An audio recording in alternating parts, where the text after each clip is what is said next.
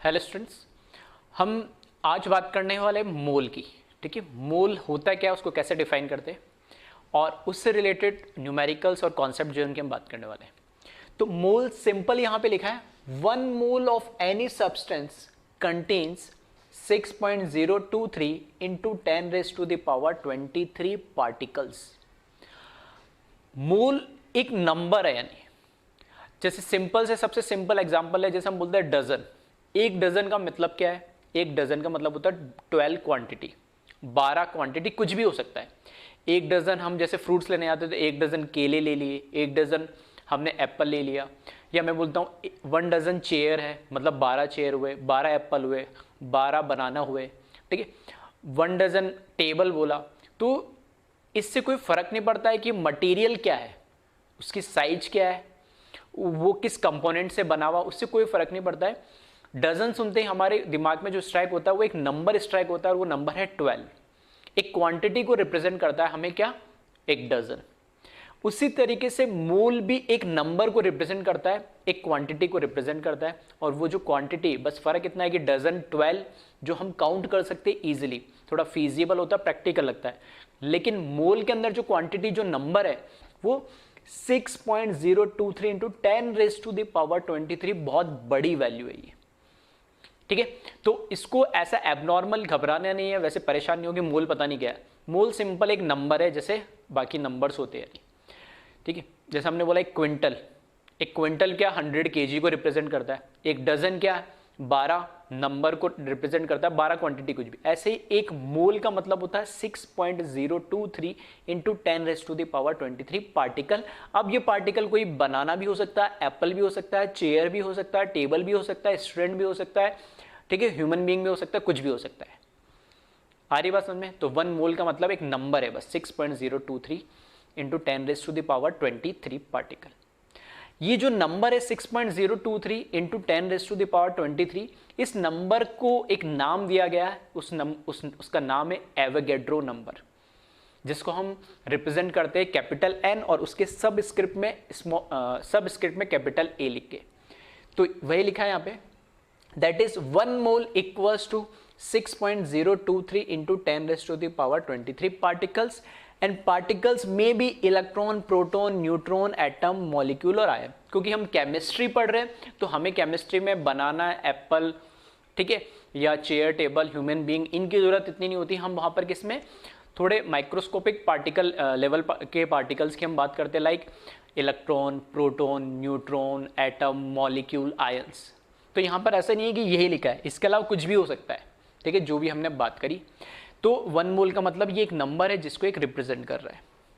साथ ही इसमें यहाँ पे लिखा है एवोगैड्रो नंबर, जो मैं बोल रहा हूँ, एन, कैपिटल एन, और नीचे सबस्क्रिप्ट में capital A, which is equals to 6.023 into 10⁻23। मतलब 1 mole equals to N A भी शॉर्ट में लिख सकते हैं। न्यूमेरिकली जब हम इसको करते तो शॉर्ट में एन ए भी लिख देते, अदरवाइज पूरा नंबर भी लिख सकते हो। इस नंबर को एक नाम दिया गया, वो है एवोगैड्रो नंबर। ठीक है, तो यहाँ पर सिंपल मोल का मतलब क्या है वो हमने समझा है। ठीक है, और 1 मोल को हम कैसे डिफाइन करते हैं, 1 मोल का मतलब क्या, एक नंबर बता रहा है। सिर्फ इतनी सी सिंपल सी बात है, इसको आपको ध्यान में रखना। हाँ, ये जो नंबर है इसको आपको याद करना पड़ेगा, 6.023 इंटू 10⁻23। और वैसे भी बार बार हम यूज करेंगे तो शॉर्ट में या तो हम NA लिख देंगे या 6.023 इंटू 10⁻23 बार बार लिखेंगे, तो एज यूजल हमें याद भी हो जाएगा। ठीक है, तो वीडियो पॉज करें और इसको कॉपी करें।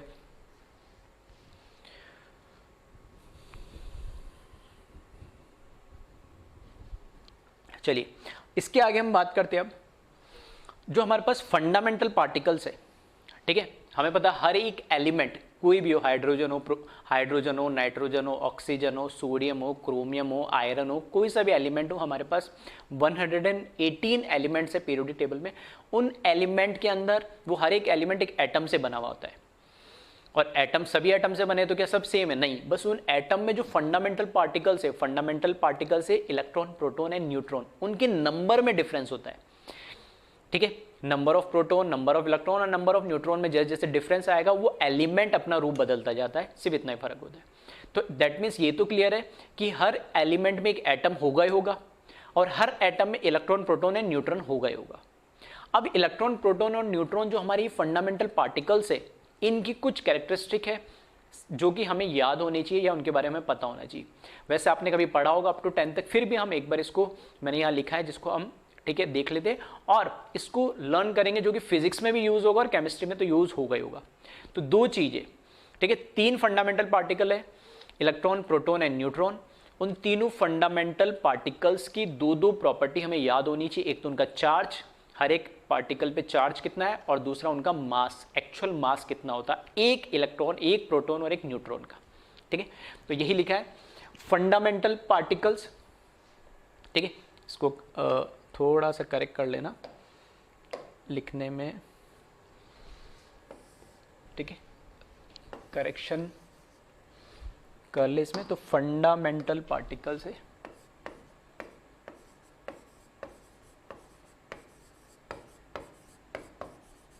ठीक है, फंडामेंटल पार्टिकल्स है। और यहां पे लिखा मैंने चार्ज, चार्ज की जो यूनिट होगी उसको मैं लिखा मैंने कैपिटल सी। ठीक है, तो चाहो तो आप क्या लिख सकते हो, इसको जो यूनिट है कैपिटल सी का मतलब होता है कूलम। ठीक है, फिजिक्स में ही पढ़ोगे, चार्ज की यूनिट होती है जनरली हम एसआई में क्या यूज करते हैं, कूलम। मास केजी में भी हो सकता है, ग्राम में भी हो सकता है, केजी एसआई यूनिट है वैसे, लेकिन फिजिक्स में केमिस्ट्री में, फिजिक्स में आप एमकेएस सीजीएस सिस्टम ये पढ़ोगे तो उसमें केजी इसकी एसआई यूनिट होती है, लेकिन हम यहाँ पे ग्राम में यूज करते हैं क्योंकि हम जो भी मास बोलते हैं, फॉर एग्जांपल मैंने बोला सोडियम का मास होता है 23 ग्राम, तो ग्राम में यूज किया जाता है, केजी में यूज नहीं किया जाता। आ रही बात समझ में, इसलिए यहाँ पे मैंने ग्राम ही लिखा है, चाहो तो केजी में भी कर सकते हो कन्वर्जन। तो चार्ज की यूनिट है सी, कैपिटल सी मतलब कूलम, और मास की यूनिट है ग्राम।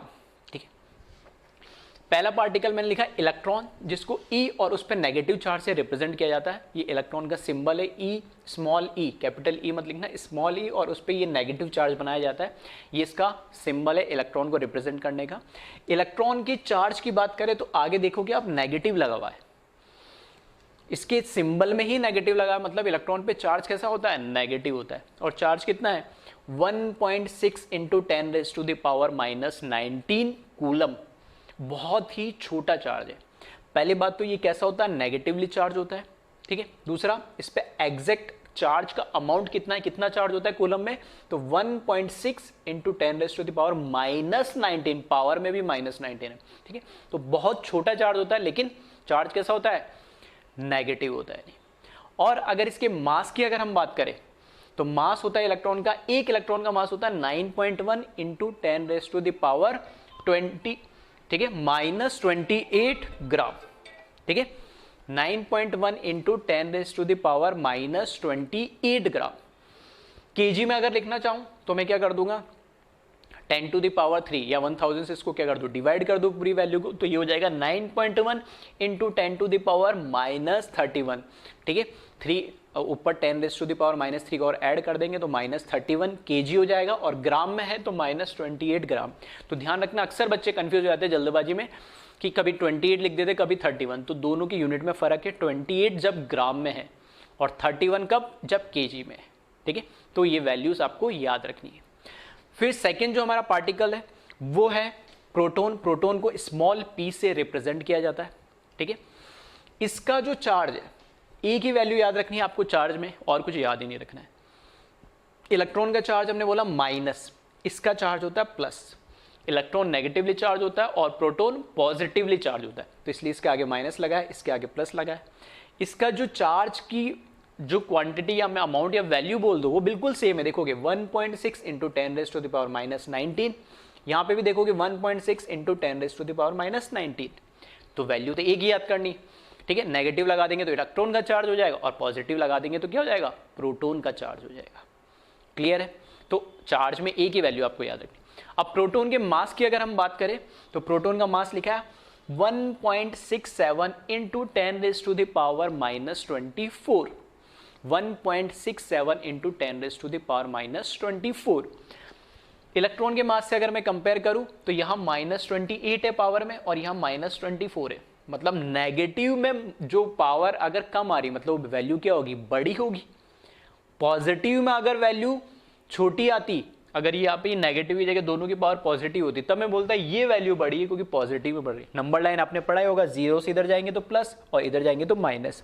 अब नेगेटिव में भी दो वैल्यू नेगेटिव है, तो नेगेटिव में मैं जीरो के राइट में या जीरो के पास में जो ज्यादा मिलेगी नेगेटिव वैल्यू वो क्या होगी, ज्यादा बड़ी होगी।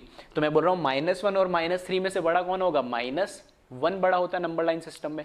तो वही चीज है, नेगेटिव में अगर पावर दे रखी है तो नेगेटिव में पावर जितनी छोटी होगी वो उतनी ही बड़ी वैल्यू होगी। तो 1.67 इंटू 10⁻⁻24 ये ग्राम जो दे रखा है, वेट दे रखा है प्रोटॉन का मास, ये बड़ा है किसके मास से, इलेक्ट्रॉन के मास से 9.1 इंटू 10⁻⁻28 ग्राम।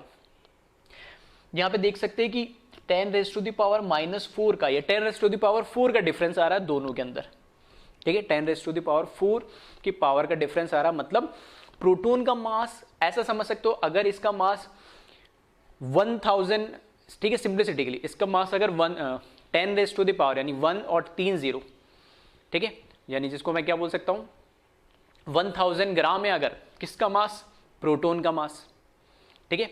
1000 में 10,000 अगर प्रोटॉन का मास है तो उसके कंपेयर में इलेक्ट्रॉन का मास कितना होगा, 1 ग्राम, ठीक है। तो डिफरेंस समझाने के लिए बता रहा हूं मैं, कंपेयर करने के लिए कि 10⁻4 का डिफरेंस है। तो अगर सिंपली मैं अगर बोलता हूं, अगर एक प्रोटॉन का मास 10,000 है, ठीक है, 10,000 है, तो इलेक्ट्रॉन का मास उसके कंपैरिजन में कितना होगा, 1 ग्राम।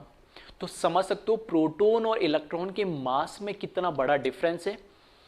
इसलिए कभी किसी ने पढ़ा हो या अभी तक हमने आज तक जो पढ़ा है, तो जब भी हम एक एटम का मास जब काउंट करते हैं ना, तो एटम का जब मास काउंट करते हैं तो उसमें इलेक्ट्रॉन के मास को हम नेग्लेक्ट कर देते हैं या इग्नोर कर देते हैं या नेग्लिजिबल मान लेते हैं, क्योंकि अगर 10,000 में मैं अगर 1 ऐड भी कर दूंगा 10,001, तो मास में कोई बहुत ज्यादा फर्क नहीं आ जाएगा। आ रही बात समझ में, ठीक है। इसको हम आगे अभी प्रूव भी करेंगे, अभी बस मैं इन जनरल बता रहा हूं। तो प्रोटॉन का मास काफी ज्यादा होता है, दिखने में दोनों नेगेटिव में है, पावर बहुत छोटा दिख रहा है, लेकिन आपस में भी अगर कंपेयर करना पड़ जाए तो वो मैं समझा रहा हूं कि प्रोटॉन का मास 10⁻4 टाइम्स ज्यादा होता है इलेक्ट्रॉन के मास से और काफी बड़ा होता है, ठीक है। लास्ट हमारा जो फंडामेंटल पार्टिकल है वो है न्यूट्रॉन, जिसको हम स्मॉल n से रिप्रेजेंट करते हैं। न्यूट्रॉन न्यूट्रल पार्टिकल होता है, ठीक है, ऐसे याद रख सकते हैं आप। न्यूट्रॉन मतलब न्यूट्रल पार्टिकल, इस पे कोई चार्ज नहीं होता है, जीरो चार्ज, ना इस पे कोई पॉजिटिव चार्ज होता है, ना ही इस पे कोई नेगेटिव चार्ज होता है।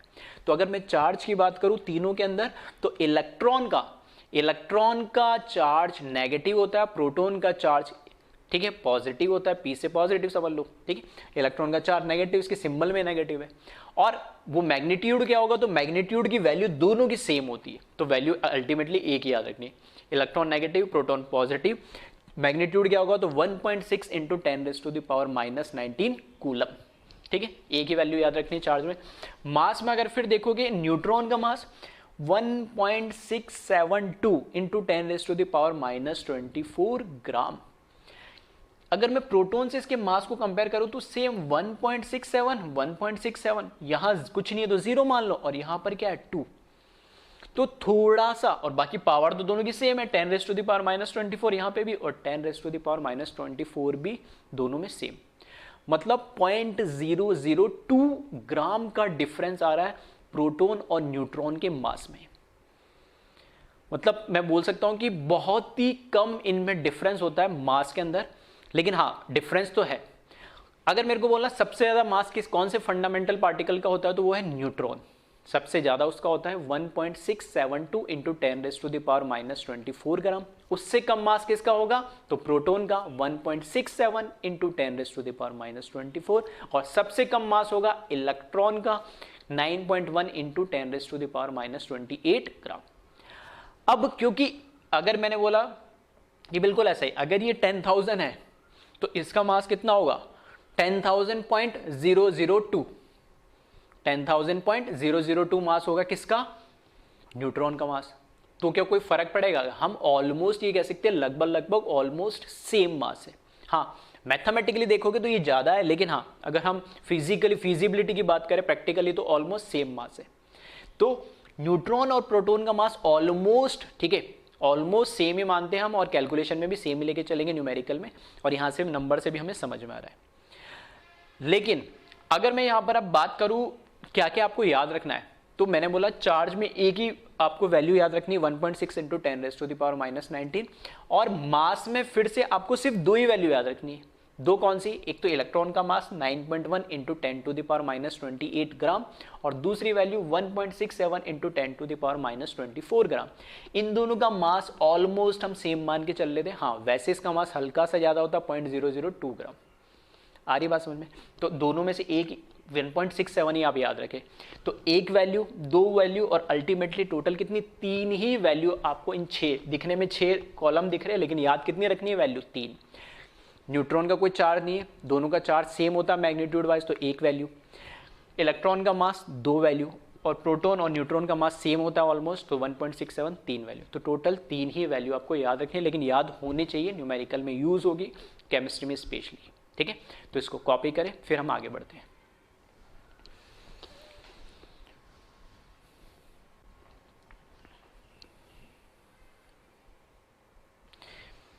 चलिए फिर हम आगे देखें, इसमें क्वेश्चंस पे आते हैं बहुत सिंपल टाइप के।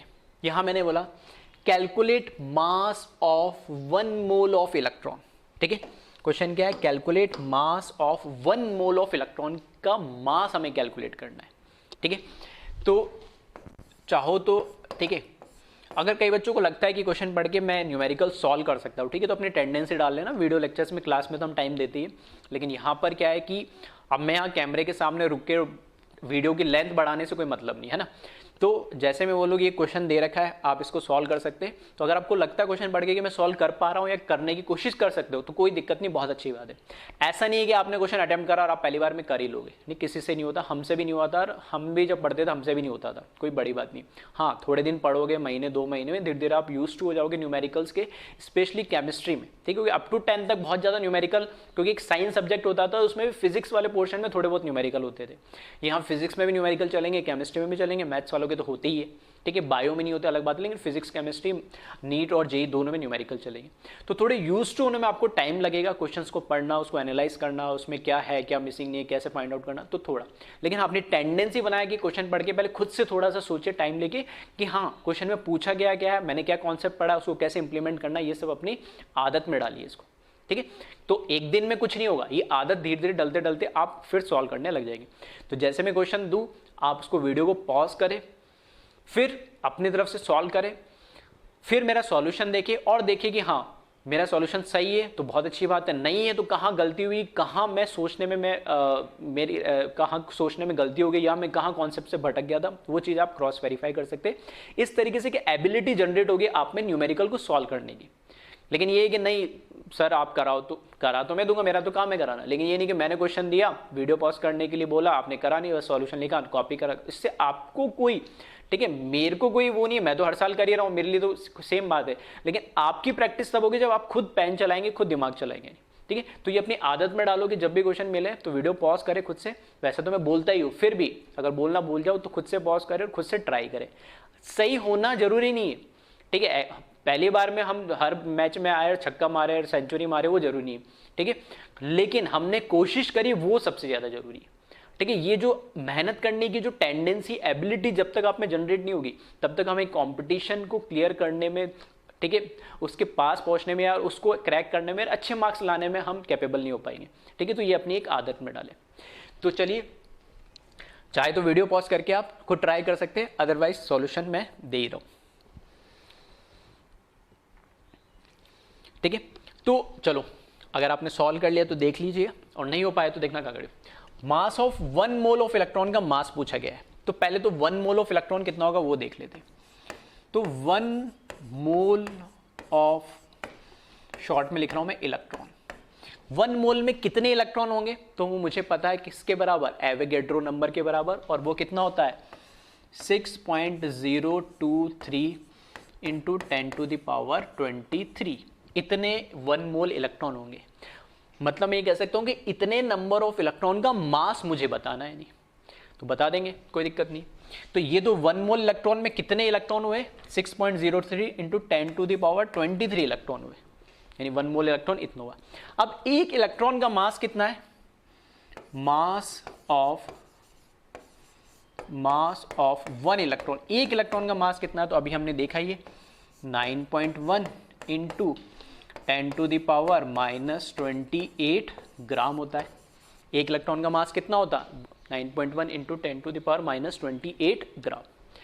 एक इलेक्ट्रॉन का मास इतना होता है तो 6.0, अगर एक इलेक्ट्रॉन का मास इतना है 9.1, तो 2 का कितना होगा 2 into 9.1 into 10 to the power 10 का कितना होगा 10 से मल्टीप्लाई कर देंगे, 100 का कितना होगा 100 से कर देंगे, तो इतने नंबर का क्या होगा उसको मल्टीप्लाई कर दो, बस सिंपल सी मैथमेटिक्स से बेसिक सी, ठीक है। तो केमिस्ट्री में बहुत ज़्यादा आपको कोई मैथमेटिक्स के कॉन्सेप्ट नहीं लगाने, सिंपल एडिशन, मल्टीप्लिकेशन, डिवीजन और सब्ट्रैक्शन, या एडिशन, सब्ट्रैक्शन, मल्टीप्लिकेशन, बॉड मास, ठीक है, इतना सा आना चाहिए केमिस्ट्री में न्यूमेरिकल सॉल्व करने के लिए, बहुत ज़्यादा परेशान होने की जरूरत नहीं है, ठीक है। तो यहाँ पर अगर मैं बोलता हूँ total mass of 1 mole of electron, ठीक है, total mass of 1 mole of electron, तो मैं ऐसे लिख सकता हूँ mass of 1 electron multiply by 6.023 into 10 to the power 23, तो मास ऑफ 1 इलेक्ट्रॉन कितना हो जाएगा 9.1 into 10 to the power -28 multiply by 6.023 into 10 to the power 23, ठीक है। तो पावर यहाँ पे -28 प्लस 23 तो -5 आ जाएगा, और इसको आप सॉल्व कर लीजिएगा, ठीक है, ठीक है। तो खुद से सॉल्व कर लेना। देखो मेरा काम, आप क्या आप 11th में आ गए, तो मेरा काम आपको कॉन्सेप्ट समझाना, ठीक है, चीज़ों को जितना ईजी वे में उतना समझाना, प्लस करने में, माइनस करने में, मल्टीप्लाई करने में, डिवाइड करने में, ठीक है। हो सकता है मुझसे बेटर आप कर लो, जल्दी कर लो, फास्ट कर लो, ठीक है। मैं तो इतना यूज टू नहीं इन चीज़ों करने में, लेकिन हाँ आप ज़्यादा कर सकते हो। यहाँ पर मेन जो फोकस है मेरा कॉन्सेप्ट समझाने में, चीज़ें ईजी वे में उनको समझने में और समझाने में है आपको, ठीक है। तो इसके लिए आप परेशान मत होना, अगर आपको लगता है तो आप क्रॉस वेरीफाई करके चेक कर लेना, वैसे तो होगी नहीं, इन केस कभी गलत हो जाए तो आप उसके लिए, ठीक है ना, वो ऐसा नहीं कि अभी गलत बता दिया, कुछ कर दिया, ठीक है, करेक्शन कर लेना, ऑटो करेक्ट। जब इन दोनों को सॉल्व करेंगे, ठीक है, इस नंबर को जब सॉल्व करेंगे तो ये आएगा नंबर 0.0005548 ग्राम, ठीक है। चाहता तो साइंटिफिक नोटेशन में लिख देता, लेकिन नहीं, ये दिखाने के लिए कि वैल्यू कितनी छोटी है, इसलिए मैंने एग्जैक्टली ऐसे लिखा 0.000548 ग्राम, ठीक है। चाहे तो आप इसको क्रॉस चेक भी कर सकते हैं, ठीक है। तो ये वैल्यू है 1 मोल ऑफ इलेक्ट्रॉन के मास की, मतलब 6.023 into 10 to the power 23 electron का मास कितना होगा, वो ये वैल्यू बता रहा है, और यही हमसे क्वेश्चन में पूछा गया था, ठीक है। तो आई होप आपने अगर अटेम्प्ट करा है तो बिल्कुल सही करा होगा, नहीं करा है तो किस तरीके से हमने क्वेश्चन को अप्रोच करा वो आपको समझ में आना चाहिए, ठीक है। तो वीडियो पॉज करें और कॉपी करें, फिर हम और कुछ न्यूमेरिकल्स भी देखते हैं इसी तरीके से।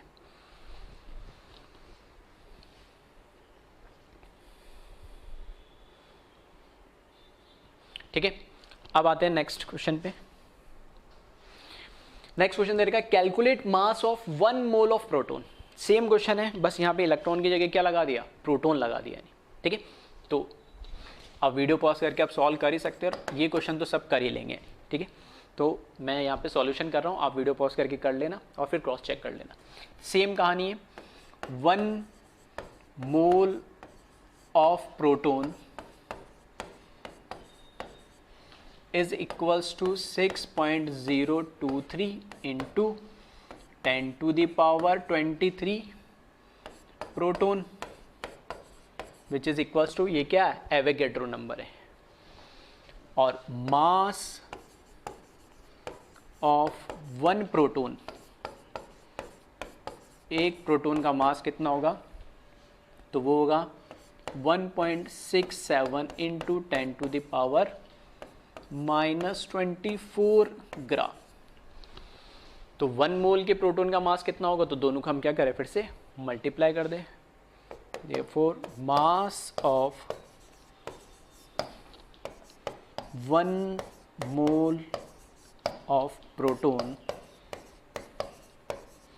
ठीक है। तो इस बार डायरेक्ट लिख रहा हूं मैं 6.023 into 10⁻23 into 1.67 into 10 to the power -24, ठीक है। बड़े बड़े नंबर देख के घबराना मत, है ना। बस इन चीज़ों से कुछ कॉन्सेप्ट में क्लियर करना चाह रहा हूँ, इसलिए एग्जैक्ट वैल्यू लिख रहा हूँ, बाकी राउंड ऑफ करके भी कर सकते हो। 6.023 पूरा यूज़ ना करके सिर्फ 6 लिख सकते हो आप, ठीक है। 1.67 की जगह 1.7 कर लो राउंड ऑफ करके, तो ऐसे कैलकुलेशन कर सकते हो, कोई दिक्कत नहीं। मैं तो एग्जैक्ट वैल्यू इसलिए लिख रहा हूँ क्योंकि कुछ कॉन्सेप्ट मुझे बताने इस वजह से, ठीक है। तो इसको आप सॉल्व कर लेंगे, और जब इसको आप सॉल्व करेंगे तो ये ऑलमोस्ट आएगा 1 ग्राम के बराबर, ठीक है। इसको जब आप सॉल्व करेंगे तो ऑलमोस्ट, ठीक है, 1 ग्राम के बराबर आएगा। चलिए, ठीक है, तो इसको वीडियो पॉज करें और कॉपी करें।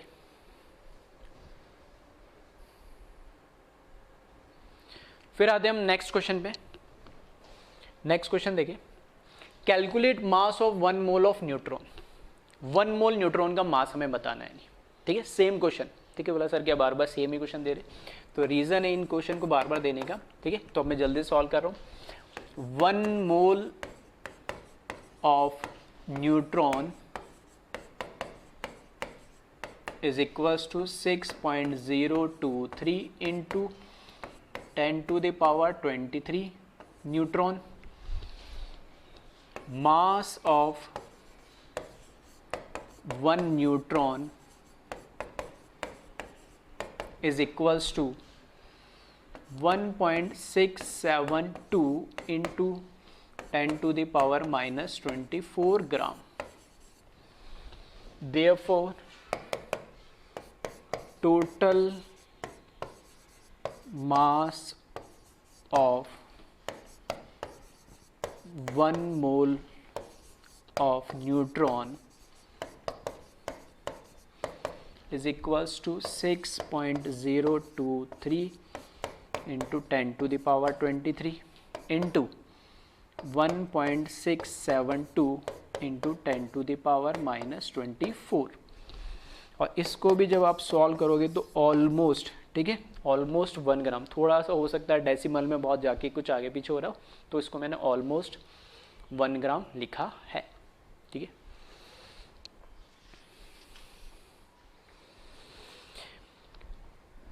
ठीक है, तो कॉपी कर लोगे वीडियो पॉज करके आपने। अब यहाँ पर हमने 3 काम करा है। पहला काम इलेक्ट्रॉन का, 1 मोल इलेक्ट्रॉन का हमने क्या निकाला है, मास। 1 मोल प्रोटॉन का मास निकाला है और 1 मोल न्यूट्रॉन का मास निकाला है, ठीक है।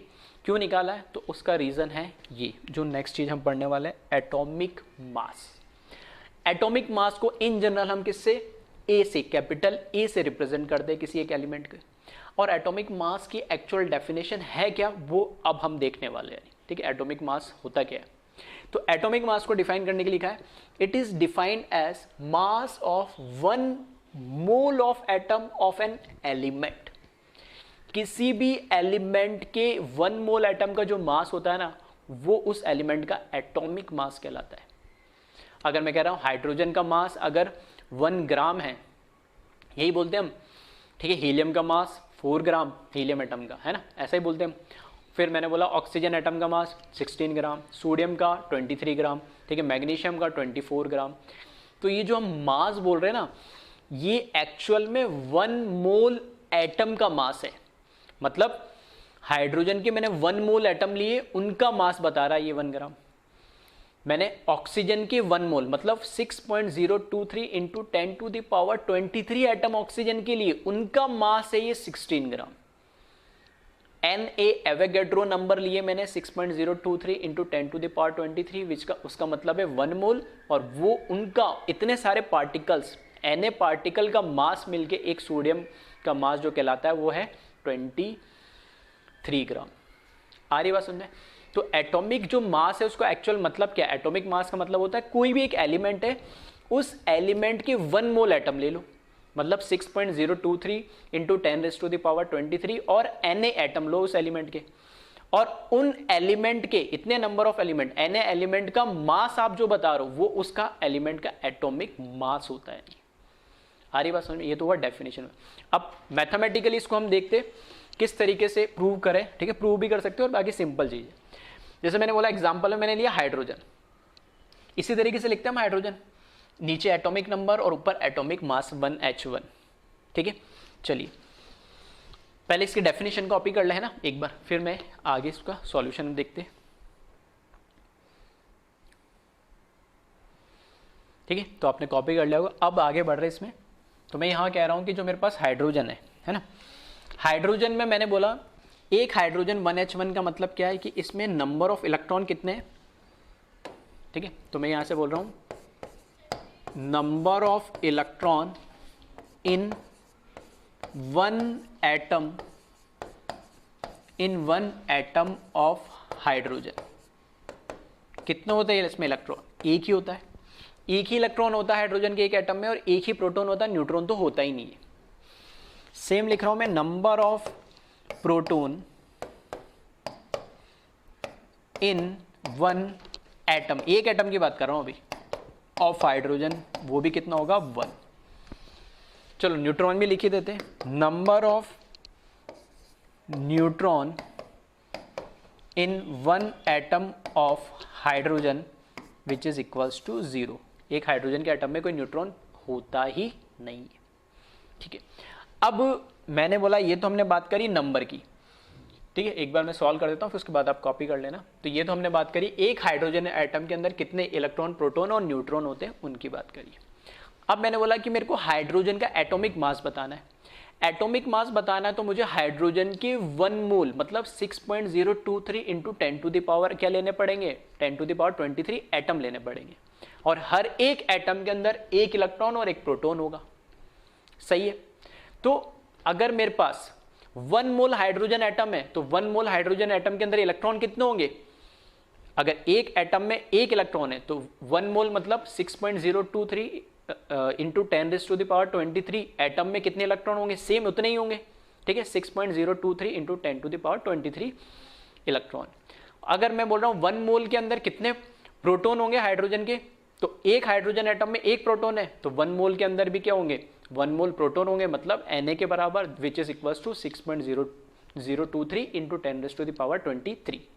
तो न्यूट्रॉन की बात करें तो इसमें है ही नहीं, तो 1 मोल में भी कुछ ही नहीं होगा। तो अगर मैं बात कर रहा हूं कि 1 मोल के अंदर जो मास होगा वो इलेक्ट्रॉन और प्रोटॉन की वजह से ही हाइड्रोजन के केस में, न्यूट्रॉन तो है ही नहीं यहाँ पे, तो सिर्फ प्रोटॉन और इलेक्ट्रॉन का ही मास काउंट करूंगा। तो मैं 1 मोल इलेक्ट्रॉन का मास काउंट कर लूँ और 1 मोल प्रोटॉन का मास काउंट कर लूँ, दोनों को ऐड कर दूँ तो उसका 1 मोल हाइड्रोजन एटम का मास हो जाएगा, सही है। तो यहां मैं लिख रहा हूं मास ऑफ, ठीक है, तो यहां मैंने लिखा है mass of 1 mole of electron, और 1 मोल इलेक्ट्रॉन का मास कितना होता है? अभी हमने देखा था 0.000548, ये, ठीक है, ये जो मैंने कैलकुलेशन करवाई इसीलिए करवाई थी, ठीक है। तो 1 मोल इलेक्ट्रॉन का मास कितना होगा? 0.000548।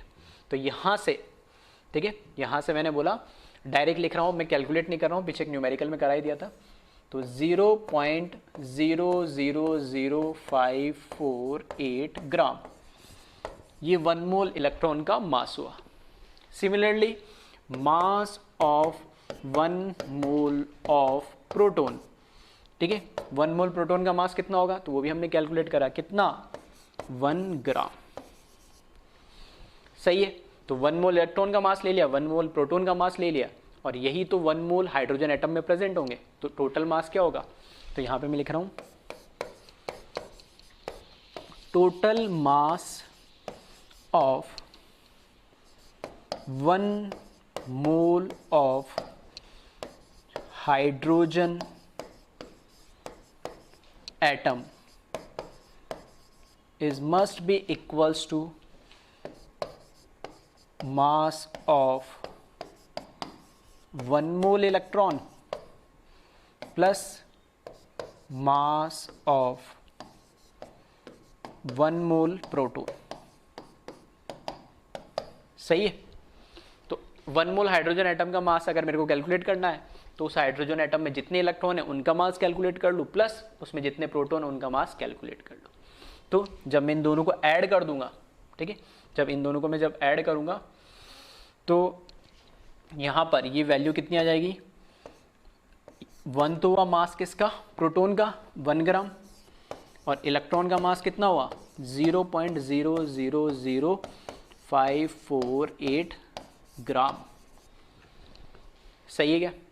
दोनों को ऐड कर दे तो एक्चुअल जो मास आएगा 1.000548 ग्राम मास आएगा 1 मोल हाइड्रोजन एटम का, जो कि उसका एटॉमिक मास कहलाता है। तो एक्चुअल वैल्यू तो होती है 1.000548, लेकिन मैं वही कह रहा हूँ कि इसमें इस वैल्यू के आगे में 0.0030 के बाद 548 आ रहा है नहीं, ठीक है।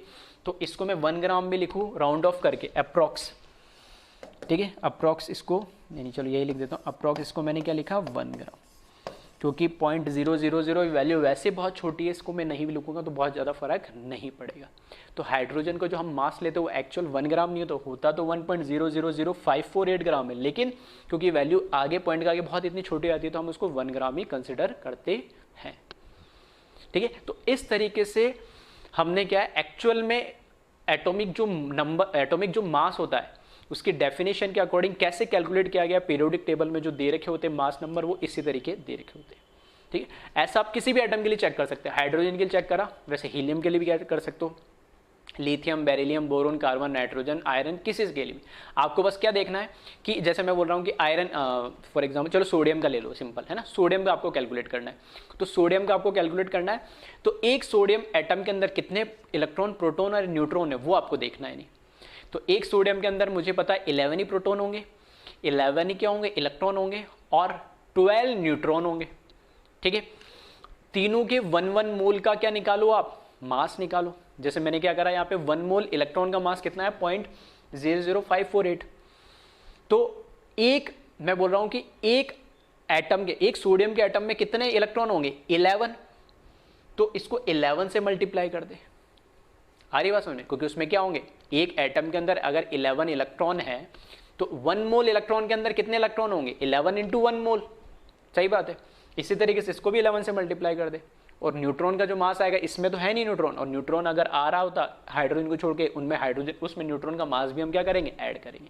तो इस तरीके से हम कैलकुलेट करते हैं एक एक एटॉमिक मास को, हर एक एलिमेंट को।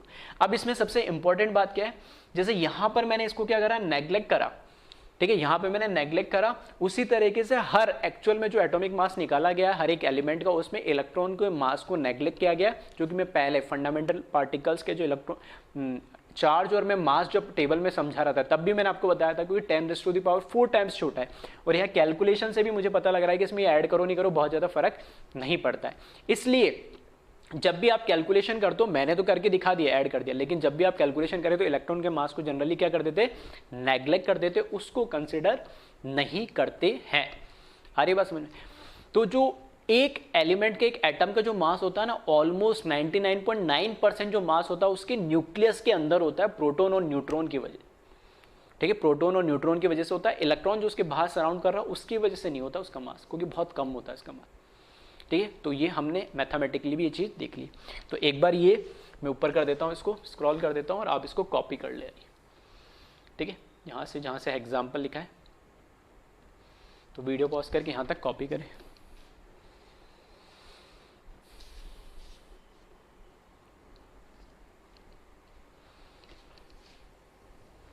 फिर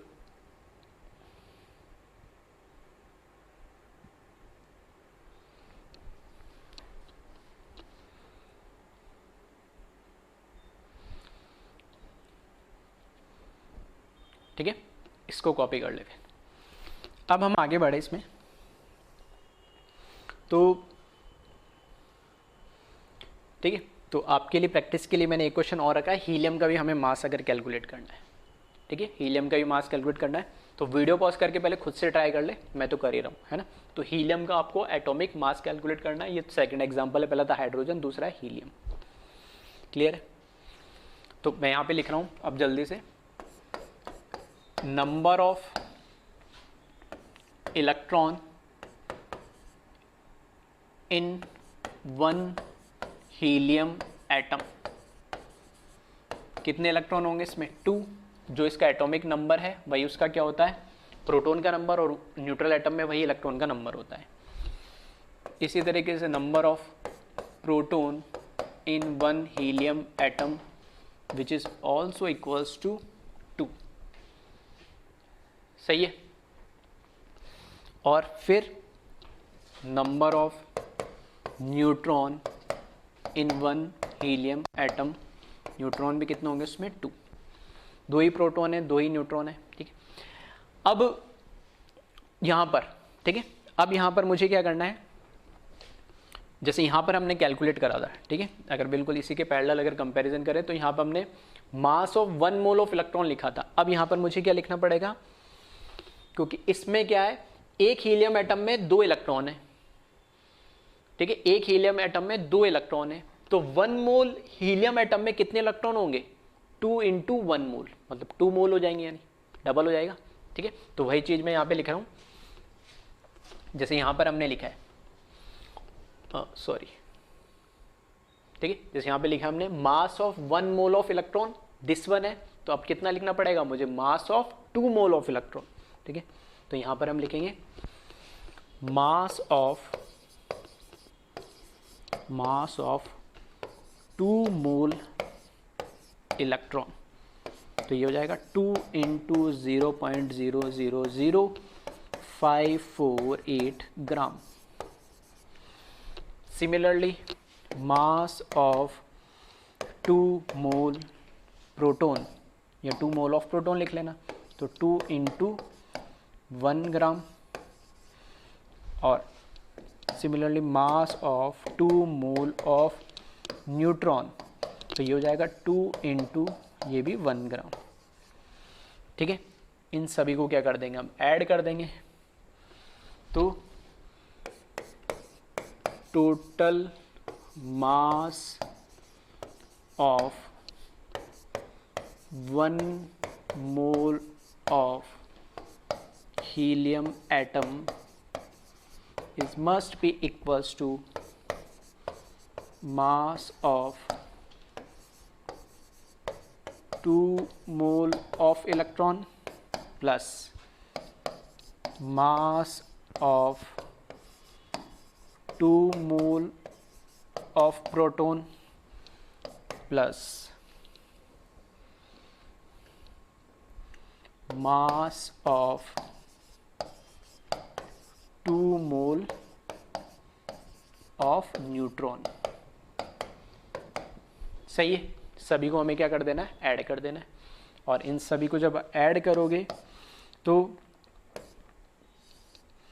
2 × 0.0000548 प्लस 2 × 1 प्लस 2 × 1, क्लियर है।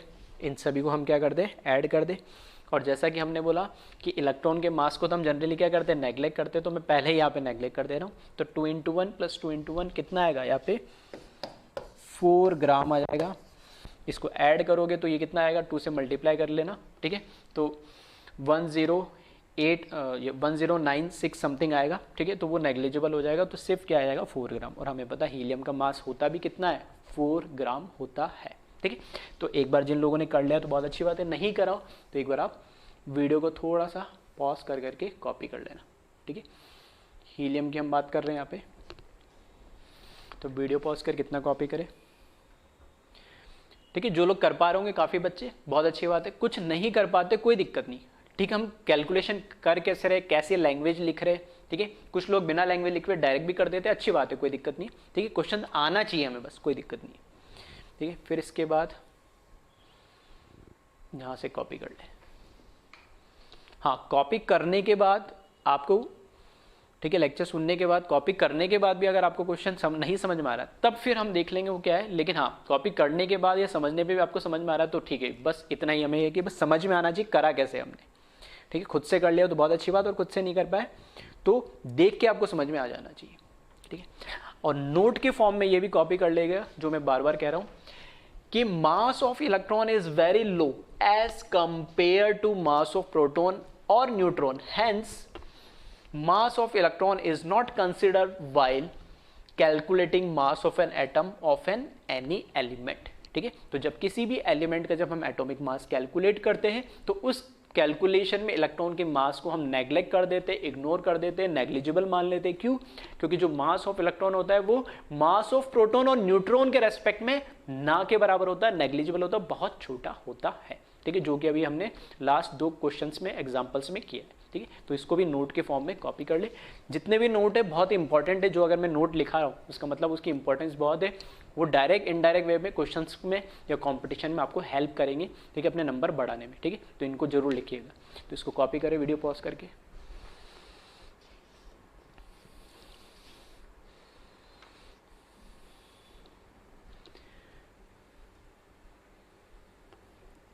चलिए आगे बढ़ते हैं अब इसमें हम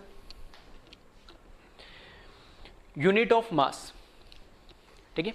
मास की हम यूनिट, एटॉमिक मास की हम यूनिट की बात करने वाले हैं। तो एक यूनिट तो हमने पढ़ा है ग्राम, जो कि अभी हमने देखा था, ग्राम लिख ही रहे क्योंकि हम इलेक्ट्रॉन प्रोटॉन का मास किस में, ग्राम में या केजी में देखते हैं, जनरली ग्राम में लिखते हैं इसलिए मैंने ग्राम में बताया। फिर इसकी जनरली एक यूनिट आपको कभी सुनने को देखने को मिली होगी बुक्स वगैरह में, एटॉमिक मास यूनिट, और शॉर्ट में स्मॉल में लिखते हैं सब AMU, ठीक है, एटॉमिक मास यूनिट है। AMU और ग्राम में डिफरेंस क्या है? तो सिंपल सा डिफरेंस मैं बताता हूँ। ग्राम जो हम एटॉमिक मास कैलकुलेट करते हैं एक एलिमेंट के एटम का, वो उसकी 1 मोल का मास कैलकुलेट करते हैं। ग्राम में तब लिख रहे जब किसी भी एलिमेंट के 1 मोल एटम का मास बता रहे। AMU इसमें नाम में दे रखा एटॉमिक मास यूनिट, मतलब सिर्फ और सिर्फ एक किसी भी एलिमेंट के एक एटम का बात कर रहे हैं। जब किसी एक एलिमेंट के 1 मोल एटम का, मतलब किसी भी एक एलिमेंट के 6.023 इंटू 10⁻23 एटम के मास का बात करेंगे तब वो आएगा ग्राम में।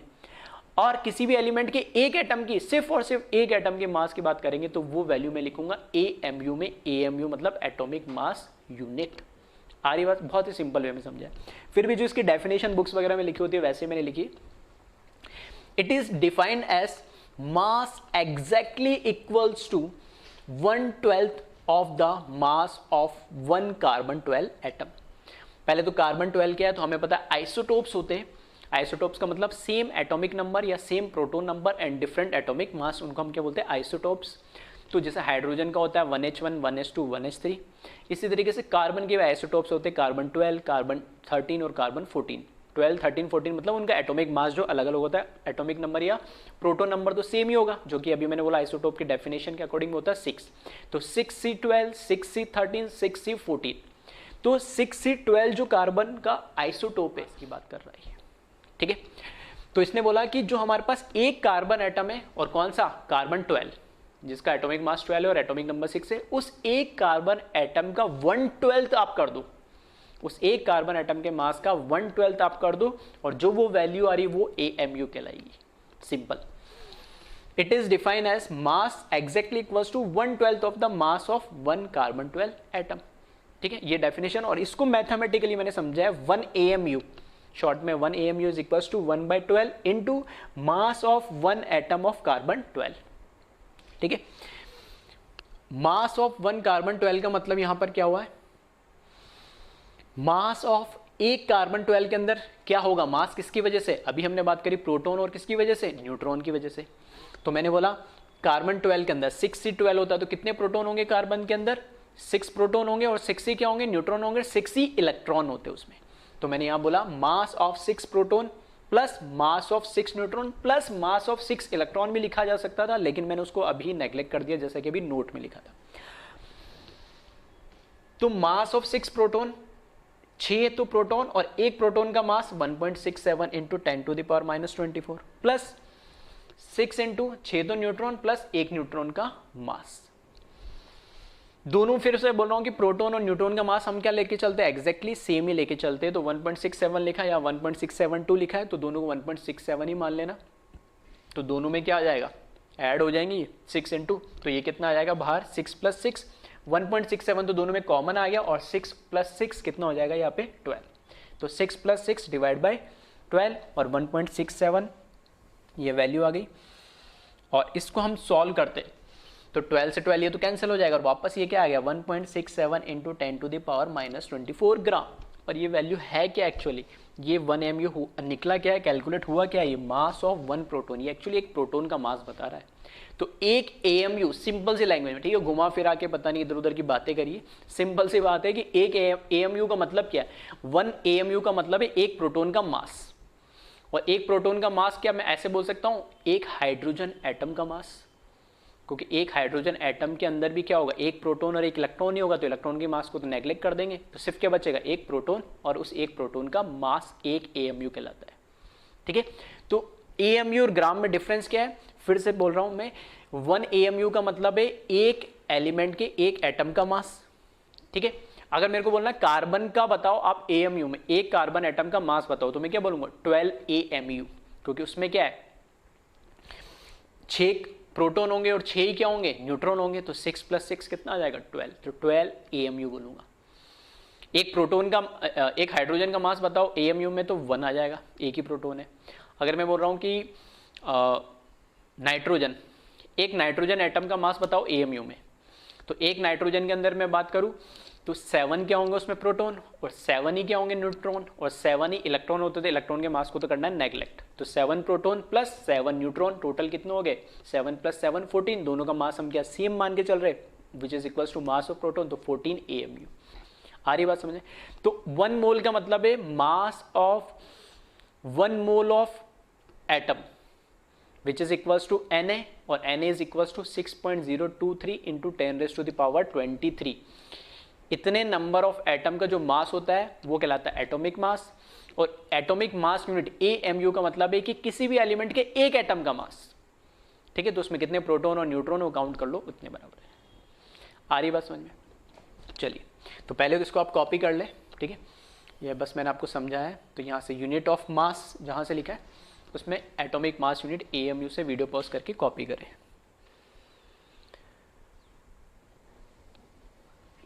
इसके बाद ठीक है, जो कैलकुलेटिव पार्ट है ये कॉपी कर ले इसको। ठीक है, डेफिनेशन बहुत अजीब से दे रखी है, लेकिन उसको भी मैंने मैथमेटिकली प्रूव करके थोड़ा सा बताया ताकि आपको फील आए और ऐसा नहीं लगे कि रटना पड़ रहा है कुछ। ठीक है, समझने वाली बात है। फिर भी हाँ, कंक्लूजन क्या वो मैंने आपको बता दिया। ठीक है, फिर यहां से इतना कॉपी कर लें। चलिए, इसके आगे हम बढ़ते हैं। नेक्स्ट जो यूनिट है वो है एक यूनिफाइड मास स्मॉल यू। एक तो है AMU एटॉमिक मास यूनिट, एक एटम का मास, सिंपल ऐसा बोल लो किसी भी एलिमेंट का, और एक होता है दूसरी यूनिट यूनिफाइड मास जिसको स्मॉल यू से रिप्रेजेंट करते हैं, AMU और एक है U। अब U क्या है, 1 unified mass is also equals to 1 atomic mass unit. मतलब आज के टाइम में, प्रेजेंट टाइम में, आज के AMU बोल लो या फिर U बोल लो, दोनों की क्वांटिटी मैग्नीट्यूड वाइज क्या है सेम ही। 1 AMU 1 atomic mass unit is also equals to 1 unified mass which is equals to U। तो बस वही लिखा है 1U इक्वल्स टू 1 AMU। ठीक है, सिंपल सी बात। कभी AMU लिखा हुआ मिलेगा किसी बुक्स में या कभी U लिखा हुआ मिलेगा, एक ही मतलब है। ठीक है, तो ज़्यादा इसके लिए परेशान होने की जरूरत नहीं है। कॉपी करें इसको।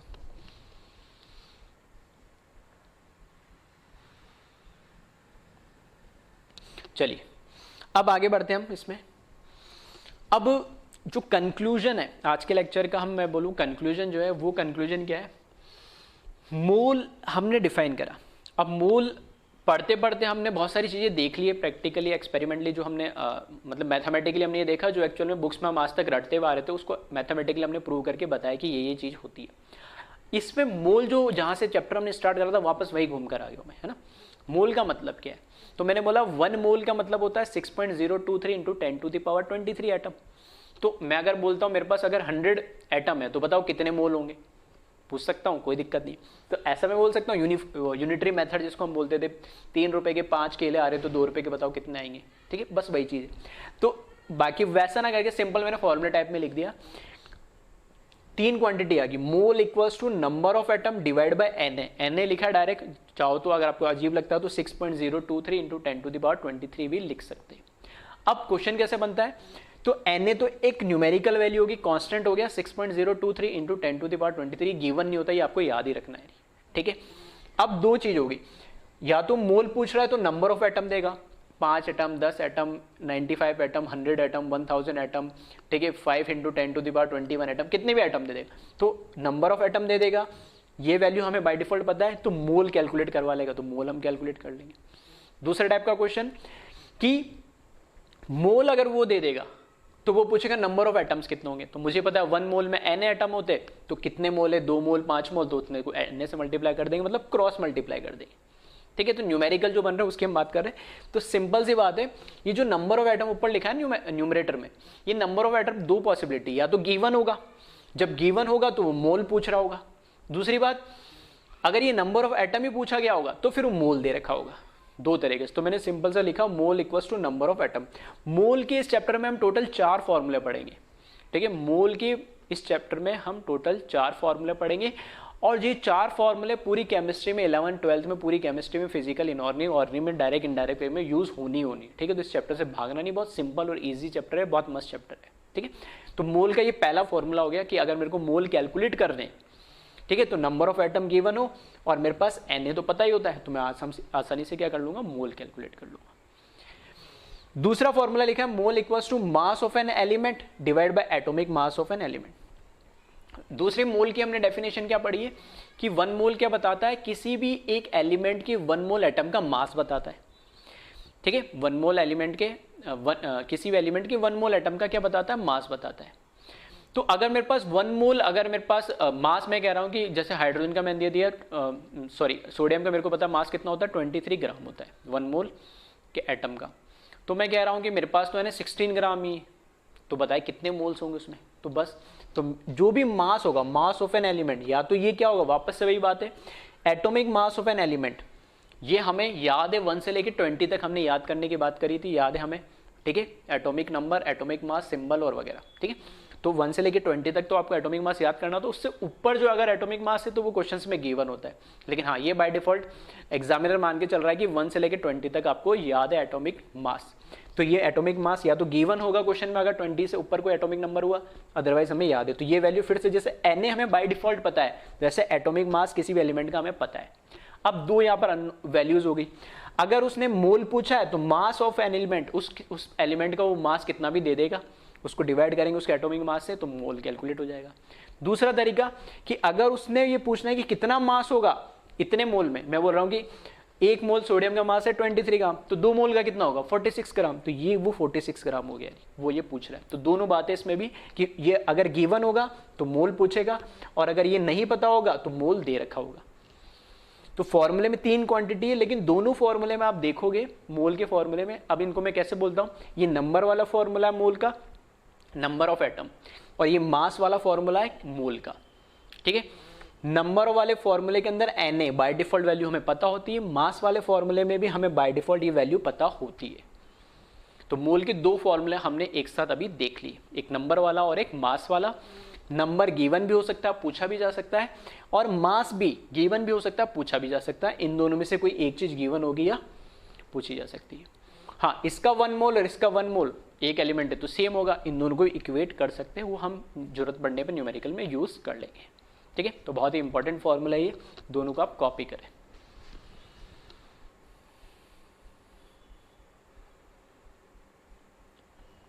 चलिए अब इसी पे हम एक न्यूमेरिकल देख लेते हैं लास्ट। तो क्वेश्चन हमें दे रखा है, calculate total moles and total number of atom in 1 microgram of carbon, ठीक है। तो पहले लेक्चर में जैसे हमने देखा था प्रीफिक्सेस, तो ये प्रीफिक्सेस इस तरीके से यूज होंगे न्यूमेरिकल में, ठीक है। तो 1 माइक्रो का मतलब क्या है, 10⁻⁻⁶, तो 1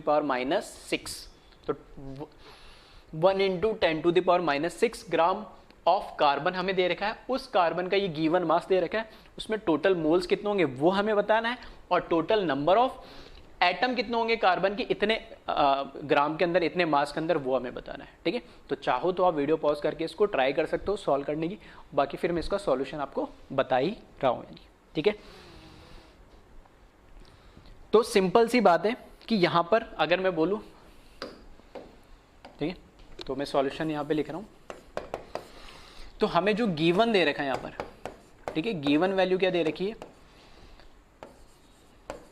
मास ऑफ कार्बन हमें दे रखा है, ठीक है। मास ऑफ कार्बन दे रखा हमें 1 microgram, which is equals to 1 × 10⁻⁻⁶ gram, ठीक है। हर चीज को यूनिट को ग्राम में लिखा है क्योंकि हम एटॉमिक मास को ग्राम में लिखते हैं, ठीक है। तो ऐसा यूनिट में मत चलना, केजी दे रखा है तो उसको ग्राम में कन्वर्ट करें, ठीक है। तो ये तो हमने लिखा जो चीज हमें गिवन दे रखी।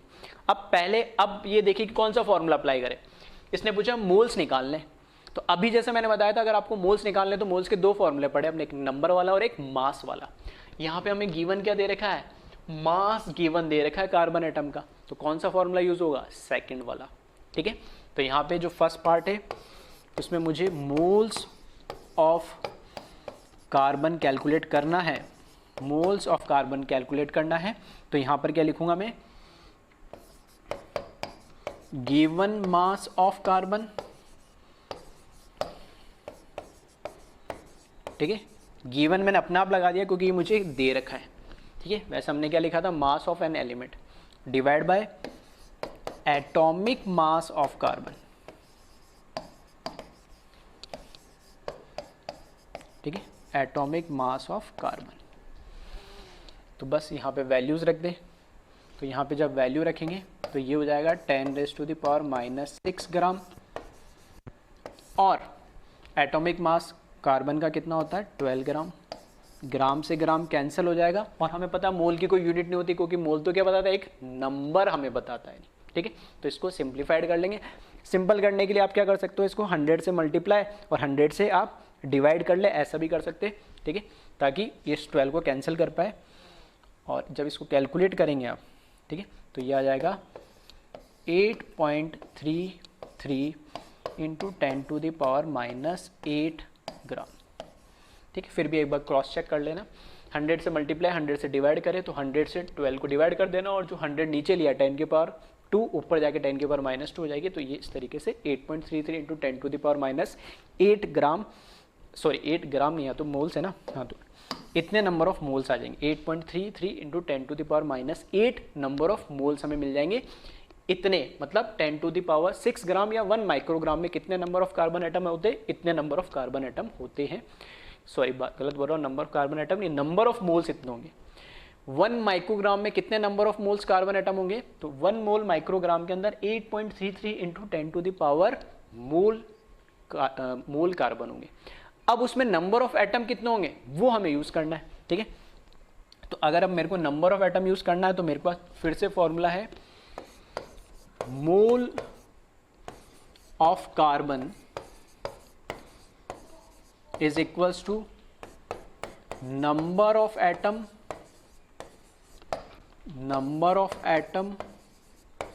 ऑफ कार्बन,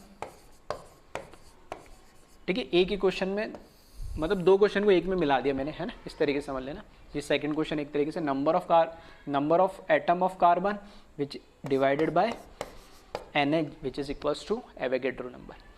अब की बार मुझे ये वैल्यू तो हमने ये कैलकुलेट कर ली, ये मुझे कैलकुलेट करना है, और Na तो मुझे पता ही है, तो यहाँ से क्रॉस मल्टीप्लाई कर ले, तो number of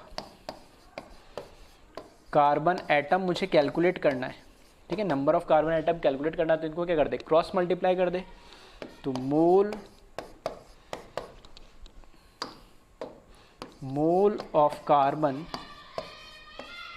multiply by Na, ठीक है। और मोल कितने निकाले हमने, 8.33 इंटू 10⁻⁻8। ये तो हमने मोल कैलकुलेट करे, 1 माइक्रोग्राम में कितने मोल होंगे कार्बन के, मल्टीप्लाई बाय Na, तो 6.023 इंटू 10⁻23। दोनों को सॉल्व कर ले, मल्टीप्लाई कर ले, और फाइनली हमें आंसर मिल जाएगा कि कितने नंबर ऑफ हमारे पास यहाँ पर कितने नंबर ऑफ हमारे पास यहाँ पर एटम होंगे। आ रही बात समझ, तो कैलकुलेशन आप कर लेना, कोई दिक्कत नहीं। तो कॉन्सेप्ट जो मैं आपको पिछले 2 फॉर्मूले को कैसे यूज़ करके बताना, वो इस न्यूमेरिकल की हेल्प से मैंने आपको बताया। तो इसको वीडियो पॉज करके, ठीक है, कॉपी कर ले पहले इतना।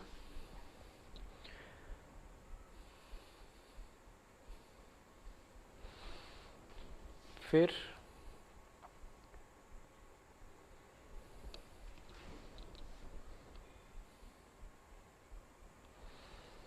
ठीक है, वीडियो पॉज करके कॉपी कर लेना, और लास्ट में, ठीक है, ये वैल्यू कैलकुलेट करना जो भी आ रही है आंसर, ठीक है, आप लिख के आंसर लिखना फाइनल। तो इस तरीके से आज जो हमने चैप्टर के लेक्चर स्टार्ट करा था, तो हमने इसमें मोल से शुरुआत करी और एंड में आता है वापस हम मोल पे आगे घूम के, तो मोल कैसे रिलेटेड है एक एटम से, उसकी हमने बात करी। तो मोल 2 चीज़ से रिलेटेड, एक तो नंबर ऑफ एटम से कि एक मोल में 6.023 इंटू 10⁻23 एटम होते हैं, और दूसरा 1 मोल एटम जो होता है वही किसी एलिमेंट का मास भी बताता है, ठीक है। तो लेक्चर को फिर से ध्यान से देख ले, आराम से देखे, और जो भी न्यूमेरिकल हमने करे हैं क्लास में, अगर आपको समझ में आ गया तो बहुत अच्छी बात है, और देखने के बाद समझ में आया तो फिर कोई दिक्कत नहीं, लेकिन हाँ उन्हीं न्यूमेरिकल्स को एक बार फिर से खुद बिना देखे ट्राई करें और सोचे कि किस तरीके से हमने इनको अप्लाई करा था वैल्यूज़ को, और न्यूमेरिकल को सॉल्व करने की कोशिश करें। ठीक है, ओके, थैंक यू क्लास।